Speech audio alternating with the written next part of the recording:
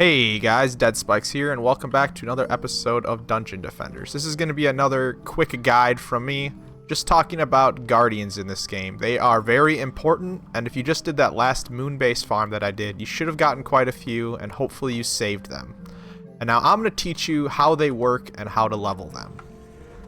So you can see I saved up quite a few of them, even more on the second page. I suggest keeping all of them that you get until you have a nice pair that you want to use.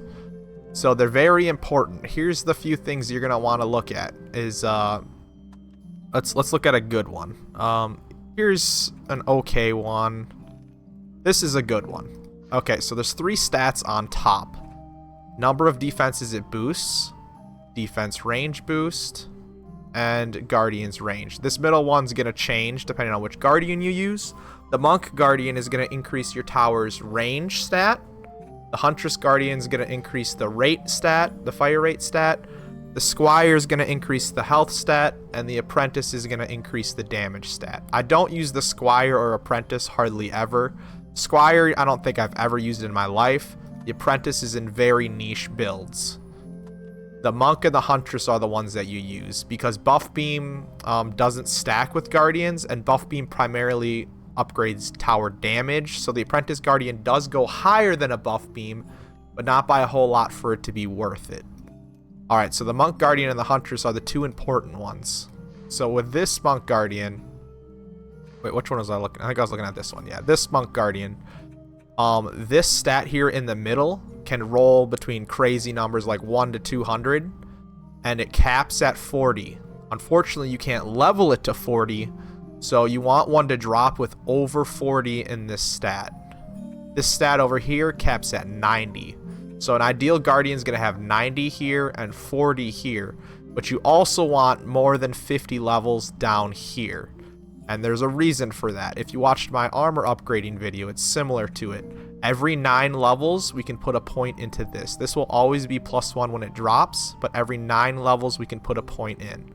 So I'm going to turn Pro Mode on, and if I hold Shift and click on something to upgrade, doesn't really matter here. Nothing here is important. So we'll just do Casting Rate. You can see it went up to level 9 from a Shift click, and now we can put 1 point up here. And this caps out at 6, so we can keep doing it.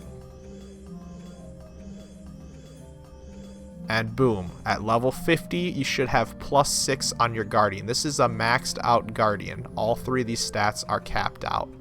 And I'll just show you what they kind of do. So I'm going to place a striker, and then I'm going to put it on a buff beam, just because that's how you normally use a striker.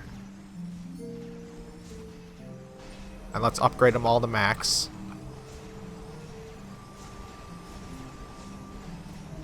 Alright, there we go. And we can see without a guardian, we're going to look at the attack rate. It is shooting every 0.71 seconds. Alright, 0.71 seconds. That's on a buff beam. So now we're going to grab our Huntress Guardian, which is on this Apprentice here. We're going to go over by it, and it's buffing it. And we can see now it's shooting every 0.45 seconds. That almost doubled its damage, which is just crazy. Then the Monk Guardian's good for lightning towers, because range is very important for lightning towers, but it's also good for the auras. It's going to make your auras a lot larger too. I can showcase that real quick too. So let's grab our aura, and we're just going to place an ensnare. And we can see this is how big an ensnare, well, fully upgraded too. It doesn't really get any bigger when you upgrade it, but just to keep it consistent. We can see that the aura is barely touching the crystal right here. And this is going to be a fun thing. So I'm gonna actually bring a split in and bring that Monk Guardian in, and watch as the aura gets larger. See that? Now where is it? Now it's even further, so we can see it again. So taking the Monk Guardian away and towards it, it is helping the stats out a lot. Even with that being on the buff beam, it's overpowering the buff beam and giving it way more range. So now you can kind of see why Guardians are so important. When you're leveling characters and trying to figure out what to use in your extra slots, Guardians become very, very important. There's a quick tutorial on how to level Guardians and why they are important. If you guys enjoyed this, please make sure to hit that thumbs up button. If you want to see some more videos like this in the future, make sure to subscribe to the channel. You have a wonderful day, and I'll see you in the next one. Bye-bye. His bike's out.